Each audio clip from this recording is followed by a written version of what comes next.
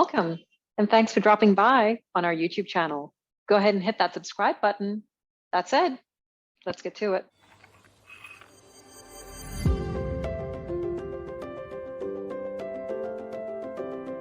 That's what they look like. And this one's cooled down all the way. And the way I like to eat these is to break it off like that. And you will see on the inside the fudgy, gooey yumminess that is a red velvet cookie with white chocolate buttons on top, almost like a cupcake. So enjoy. All right, so I've got the oven going at 175 degrees Celsius for a conventional bake. And I've just pulled these out of the fridge. They have been sitting in the fridge overnight, which means they're pretty hard, like compared to where they were before. And so what I'm gonna do is I'm gonna transfer 6 onto this baking tray here, and then I'm gonna put the rest back in the fridge. Now, I'd like to make sure we leave these ones here out to come to room temperature for, they won't come entirely to room temperature, but we want them to kind of sit on the countertop for at least 10 minutes. Right, and that should take the oven just that amount of time to heat up, and then it goes into the oven. Now, whilst that is happening, I'm going to put the remaining ones back in the fridge and keep doing that in 10-minute increments. So it's important that the cookies are actually just slightly warm, not refrigerator cold, so that they go in the oven. And the way we've made these cookies today is very much how you make snickerdoodles. Snickerdoodles are basically, you always roll the cookie dough so that they become this round shape, and then in the oven they will flatten out by themselves. And so what we'll do now is leave these for 10 minutes, and then we'll come back and put them in the oven, and we'll take it from there. All right, as we get ready to put these guys in the oven, I also wanted to introduce some of the white chocolate buttons we'll be using today. Now, red velvet cookies have a lot of red dye in them, which means that if you chop up the white cookies and mix them in with the cookie dough, they tend to get stained and become more of a pink than a white chocolate chip. And so what I decided to do with these cookies is to actually bake them first. So what we'll do is put these in the oven for about 12 minutes. And once we pull them out, we're gonna actually put some buttons on top, almost to create like a cupcake effect of having cream cheese icing on top and a red velvet cupcake at the bottom. Of course, these are not cream cheese buttons, but how cool would that be? So we're going to do that, and I'll show you. We'll put these cookies in the oven now. We'll pull them out in 12 minutes time. We'll put the buttons back on, and then we will actually put the cookies back in the oven just for about 2 minutes. And that's really to allow the buttons to melt a little bit onto the cookies so that there's an adhesive effect and they stick to the cookies. And then after that, we pull it out and allow them to cool, and I'll walk you through that then. But that's what we'll run through now. While those cookies bake in the oven, I've already got the ones that were sitting in the fridge back out, and I'm just going to peel them off and get them ready for the next batch to go into the oven. And so that way we have a rotating batch in and out of the oven, and we get them done relatively quickly. Now, a quick reminder that if you are baking in an oven at 175 degrees, you do want to make sure you're using the middle rack, and you want to make sure you're using a convection oven or traditional bake. We don't want the forced fan because that's actually not good for baking cookies and cakes in general. It's actually more for roasting and things like that. But what it will do when you do the convection oven is it's actually going to help make sure that the cookie is heated all the way around, and you'll watch when I pull out the batch that's in the oven, they're just going to expand beautifully, and then we're going to have a little bit of fun with these white chocolate chips. So stay tuned for that. All right, so these are the ones that have been sitting on the countertop for about 10 minutes now, and I'm gonna put them in the oven shortly.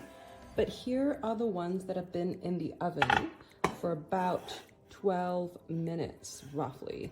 And you can see how they've transformed from being these round, perfectly spherical balls to this now sort of cookie, fudgy goodness. Again, very much like a snickerdoodle. And what we're simply gonna do is, just put a white chocolate button. I like to do 3 because then it really does look like it's icing on top of the cookie. And we'll keep doing that for each of these. before it goes back into the oven. It's okay if it cracks up like that. It will do that in a second once it goes back into the oven anyway. What we basically don't want to do is press too hard down, because then the cookie flattens. Now, if we just kind of sit it on top and just do enough to adhere it to the cookie, just like so, like that, exactly. We'll do one more on this side. And then a teeny tiny one on this side. And that way it's sitting on the cookie, and it's gonna go back in the oven for 2 minutes, and it'll melt a little bit, and then it should stay on the cookie. Gonna finish those off.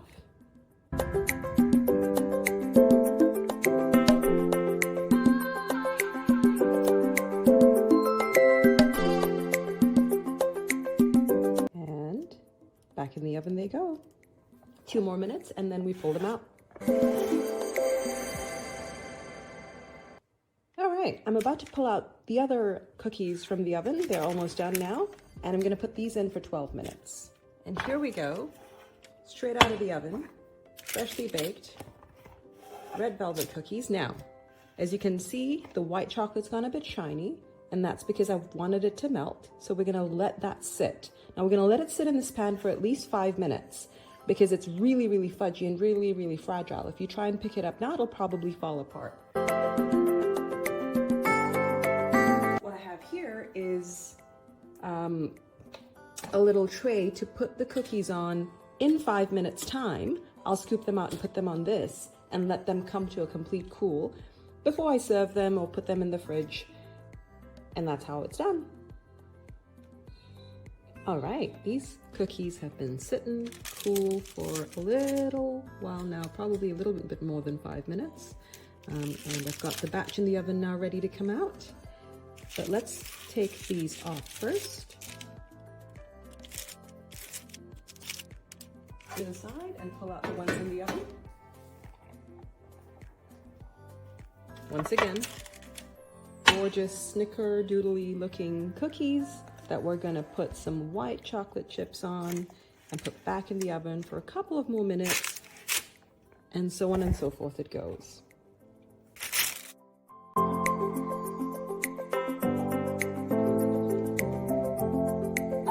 We're gonna let these cool. We're gonna add the other ones back in once they're out of the oven, and we're gonna collect them all here.